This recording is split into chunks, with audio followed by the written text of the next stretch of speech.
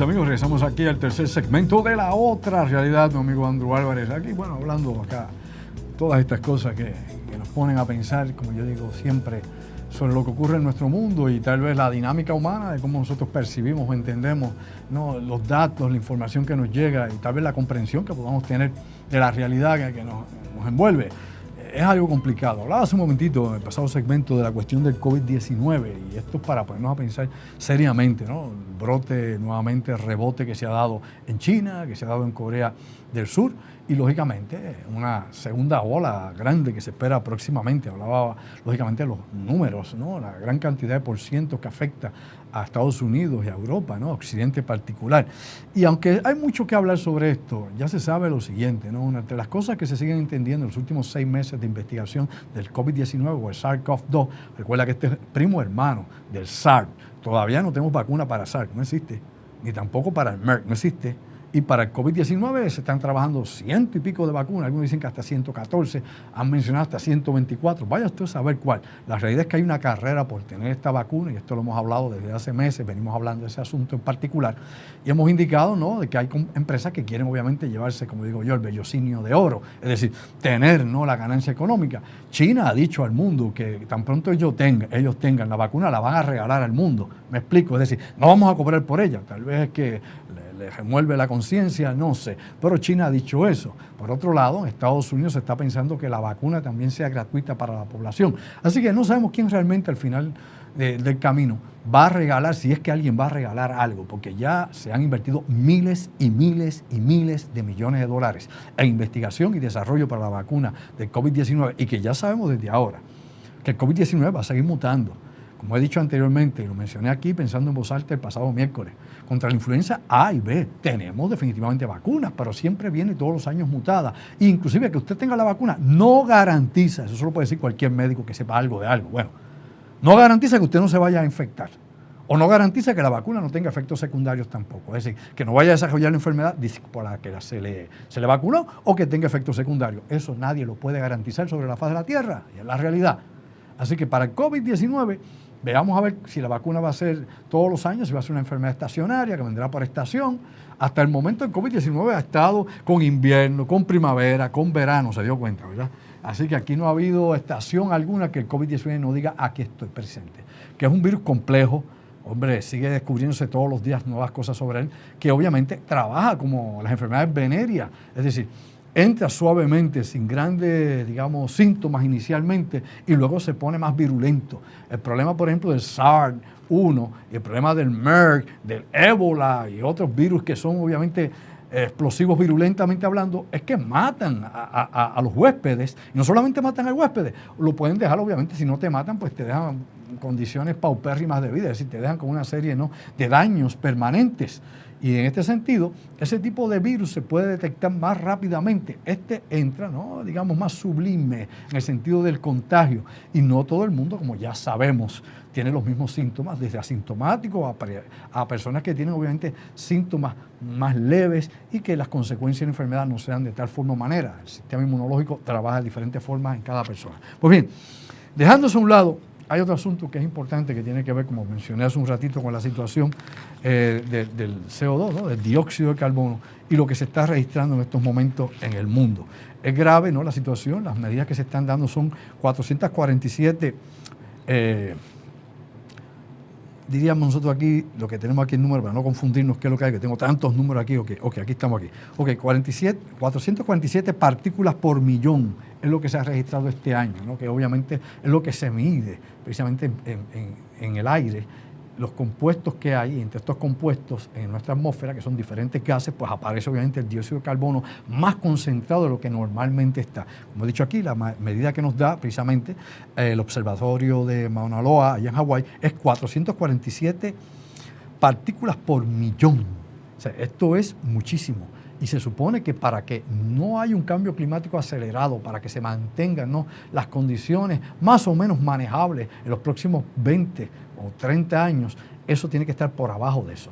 Pero estamos por arriba de la línea que se nos dio de advertencia sobre la contaminación de dióxido de carbono, ¿no?, de monóxido de carbono y de otros gases que son de efecto invernadero como el metano, etcétera, etcétera. Pues bien, importante aquí señalar lo siguiente, es que todo esto también nos está trayendo de momento la elevación de los océanos.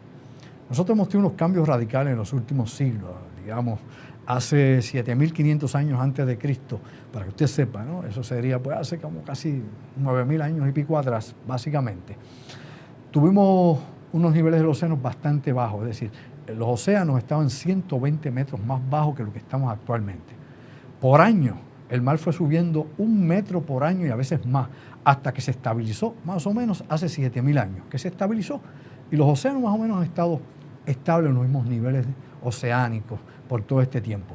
Con toda esta situación de cambio climático, esto ha ido cambiando. El derretimiento de Groenlandia, que hemos aquí hablado muchas veces, hemos mencionado la situación, obviamente, con el casquete polar en el Polo Norte, que se han derretido, los hielos perpetuos que se han perdido en tierra firme, los glaciares, lo que está pasando en el Polo Sur también, que aunque es más frío que el norte, se sigue descongelando. Todo este tipo de situaciones que están cambiando la cantidad de humedad en la atmósfera, es decir, la cantidad de moléculas de agua que tenemos en el aire. Todo esto obviamente trae un impacto descomunal sobre el planeta y sobre los organismos vivientes y sobre los seres humanos.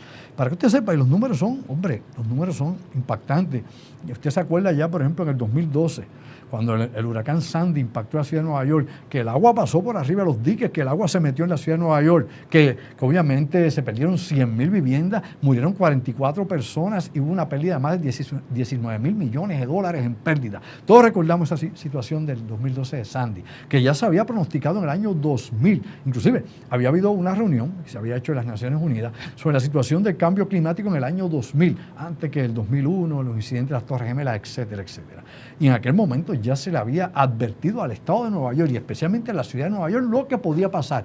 Ya se habían sacado cálculos. Llegó Sandy en el 2012, es decir, 12 años después, y se dieron cuenta que precisamente las cosas que le habían dicho ocurrieron. Se siguen dando más alertas de lo que está por venir. Por eso es que vamos a hablar con esto de las crónicas del futuro más adelante.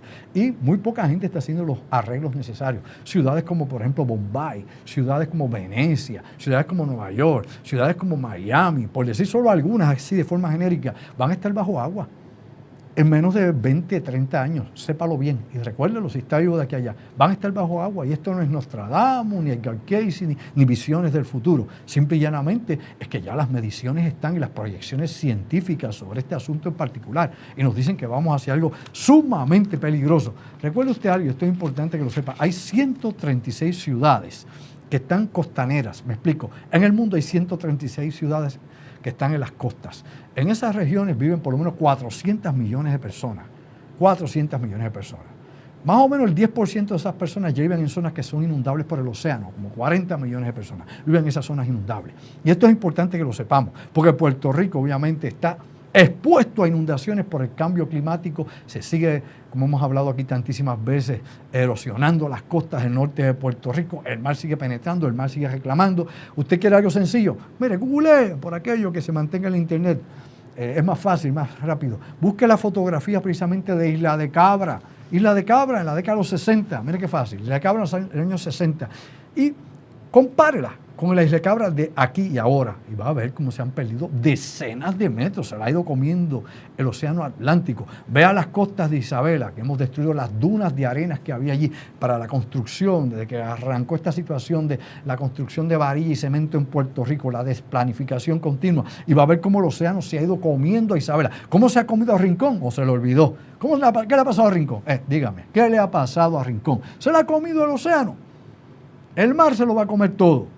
Y lo mismo está pasando en Vega Baja, lo mismo está pasando en Manatí, lo mismo está pasando en diferentes regiones de la isla de Puerto Rico. Y no es que Puerto Rico se está hundiendo por los terremotos, por amor a Dios, boludo. Puerto Rico no se va a hundir con ningún terremoto, ni está en una puntita así, ni tiene un volcán abajo, ni están haciendo obviamente ningún experimento nuclear. Ahora hay gente que dice que están ensayando pruebas nucleares y que al sur de Puerto Rico, que eso es lo que produce los terremotos. Por amor a Dios, vamos a faltarle respeto a la inteligencia una vez más. ¿Hasta dónde va a llegar la borrachera de Mavi? Mire, mi amigo y mi amiga. Por otro lado, aquí no están haciendo tampoco ningún tipo de perforación petrolera en la zona de Puerto Rico. Ninguna, categóricamente, ninguna. Cero, nada. Apueste lo que quiera. Nada. Así que olvídese de esa situación. Así que partiendo de los datos reales y de la vida real, no de la fantasía ni la loquera de uno que otro, definitivamente Puerto Rico no se va a hundir porque se esté hundiendo la tierra. Simplemente hemos visto zonas, como pudiese ser, obviamente, regiones de Guayanilla y Ponce, que pueden estar amenazadas por cambios geológicos submarinos, que sí ha habido un descenso de la tierra allí, pero es que no es que la isla se va a hundir por ahí, la isla no se va a hundir, fíjese eso, ni aunque le caiga una bomba nuclear encima. La realidad es que sí estamos perdiendo playas, pero es por la erosión y por los niveles del océano que siguen subiendo. Todo esto es importante que lo sepamos porque todo esto nos va a afectar bien pronto. Y recuerde usted que a través de la historia se han dado éxodos humanos por las inundaciones costeras.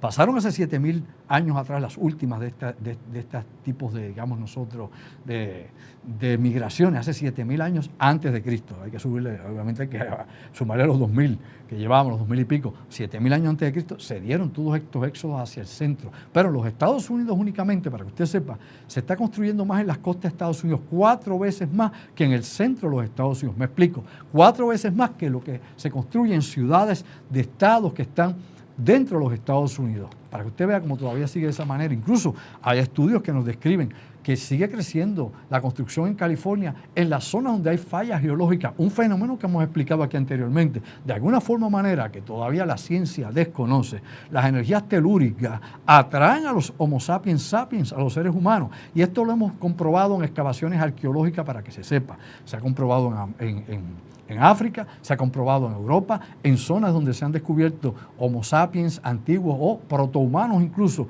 No solamente se ha descubierto que hay fallas geológicas activas y que se libera energía telúrica, sino que también hay lugares donde hay grandes campos aerorradiactivos, donde la radiación sube desde arriba. Y esto uno lo estudia en arqueología cuando obviamente busca todos estos datos y se pone al día. Pues bien, importante, cambio climático está ahí. Los niveles van a seguir sucediendo en nuestro mundo. Tenemos que enfrentar toda esta situación que obviamente pues, nos está afectando o nos amenaza. Otra cosa que quiero tocar acá brevemente es la situación de un peligro nuclear local que pudiese suceder entre India y Pakistán. Esa amenaza son 2 potencias nucleares, o China e India, que hemos tenido esta semana, a principios de esta semana, por los incidentes que se dieron con 20 soldados de la India muerta. De esto hablamos el pasado miércoles. Si no lo vio, búsquelo aquí en YouTube, busque obviamente Pensando en Voz Alta el pasado miércoles que estuvimos hablando de ese asunto. Lo importante es que usted debe saber lo siguiente. Ya se ha investigado y se ha estudiado las posibilidades de los daños que puedan ser creados, tanto directos como colaterales, de un conflicto nuclear local. Un conflicto nuclear local es que no es que es todo el planeta tirándose ICBM, no, misiles intercontinentales, no. China, por ejemplo, e India en su frontera, o Pakistán y la India. China e India, los 2 países más poblados del planeta, son esos 2. Pakistán y la India son 2 países también, Pakistán es un país también muy poblado y era parte de la India antiguamente, antes de la revolución de Mahatma Gandhi, algo que hemos explicado muchas veces. Un conflicto nuclear donde meramente no se utilicen más de 50 cabezas nucleares o ojivas nucleares es suficiente para crear un invierno nuclear, ¿lo entendió? 50 explosiones nucleares, no hace falta que se tiren 1.000, ni 2.000, ni 5.000, ni 6.000 y pico, como tienen los rusos guardados, los norteamericanos casi 5.000 ojivas nucleares. No, simplemente 50 de ellas que se han utilizado en un intercambio termonuclear entre Pakistán e India o entre China e India, no solamente crearían cientos de millones de muertos en la región, sino que implicaría la contaminación y los efectos de un invierno nuclear y contaminación radiactiva para el resto del planeta. Es decir, condenaría a los demás seres humanos sin necesidad que los rusos entren, que los norteamericanos entren, que los franceses tiren la suya, que Israel tire la suya. Inclusive, como siempre se ha dicho, Sudáfrica originalmente era una potencia nuclear. Dato importante que usted sepa, como yo he hablado aquí muchas veces, de las pruebas nucleares que se hacían en Australia, que hay gente que todavía no sabe que Australia, en el desierto de Australia, en el centro de Australia, se han probado más de 12 bombas nucleares en el pasado y que las probaron allí tanto los británicos como los norteamericanos, como otras potencias no identificadas supuesta y alegadamente. Sudáfrica en algún momento dado, antes que terminara la apartheid, antes que obviamente subiera Mandela al poder, suspendió su programa nuclear de armamentos. No se sabe exactamente por qué. Se habían registrado alegadamente según los sistemas de satélites Vela, que son los originalmente se usaron para poder verificar y estar observando las pruebas nucleares que hiciesen los soviéticos, los chinos o cualquier potencia nuclear. Ya sabemos todos que en el pasado siglo detectaron aparentemente una explosión nuclear en el océano. cerca de esa parte del océano sur del Atlántico y que en algún momento se especuló dentro de la comunidad de inteligencia que pudo haber sido una prueba nuclear que hicieron o los surafricanos o los israelitas. Israel tiene armas nucleares, está en el club nuclear. ¿Dónde probó sus armas nucleares? ¿Sabe usted dónde? ¿Alguien le ha dicho dónde? ¿Dónde está la información? Nadie nunca ha querido revelar eso y se sabe que probablemente Israel tenga sobre 200 cabezas nucleares y todas están, como dicen, operativas. Por ejemplo, Rusia solo tiene una tercera parte, la Federación Rusa, de sus armas nucleares operativas, aunque la están modernizando. Estados Unidos solo tiene el 65% operativa sus armas nucleares, pero no necesitan más. Meramente con que el 10% estén listas para ser utilizadas es suficiente. Pero, nuevamente, vuelvo a señalar, la situación de un conflicto local, sea con Pakistán y la India, o China o la India, si se usasen armas nucleares, más allá de lo convencional, lamentablemente estaremos condenando no solamente a Asia a la destrucción, sino al mundo a sufrir estas consecuencias. Y aparte de todo esto, pues definitivamente hay otras cosas más que quería mencionar, no me queda mucho tiempo. La cuestión del Calafa, que ahora venimos en el próximo segmento con el amigo, el ingeniero Orlando Pla. Calafa es un sistema que se utiliza en los países árabes del Oriente Medio y es una forma de esclavitud sistémica, como decimos nosotros, esclavitud impuesta, organizada. Esta esclavitud utiliza personas de otros países, obviamente islámicos o de otros países musulmanes, para llevarlos a Emiratos Árabes, Kuwait, Dubái, Qatar, Arabia Saudita, Jordania, donde se les impone obviamente un trabajo. Y este trabajo, ¿quiénes lo manejan o quiénes lo controlan? Pues precisamente personas que ha seleccionado el gobierno. El gobierno delegó esto en empresarios que se dedican a explotar sexualmente, oiga bien, sexualmente, en trata de blancas, trata humana, económicamente, y que son los que dirigen y encierran a estas personas, se quedan con sus pasaportes, no los permiten salir. Eso es el sistema llamado Calafa, y existe y es legal en el Oriente Medio. La esclavitud está todavía legalizada en muchas partes del mundo, desde Libia hasta el sureste asiático y tantos lugares más, inclusive en Norteamérica, en Estados Unidos, donde llegan arrieros, llegan ilegales que son explotados. Aquí en Puerto Rico llegan chinos, llega gente de diferentes partes del mundo y aquí, sépalo usted, son personas explotadas también. Vamos a una pausa y cuando regresemos venimos con el ingeniero Orlando Pla vía telefónica para ver más allá de lo aparente. Así que le digo aquí a mi compadre, mi amigo y mi hermano acá, Pajarito, que está a cargo de los controles, que se la lleve. Y sabes que pégala, Puerto Rico.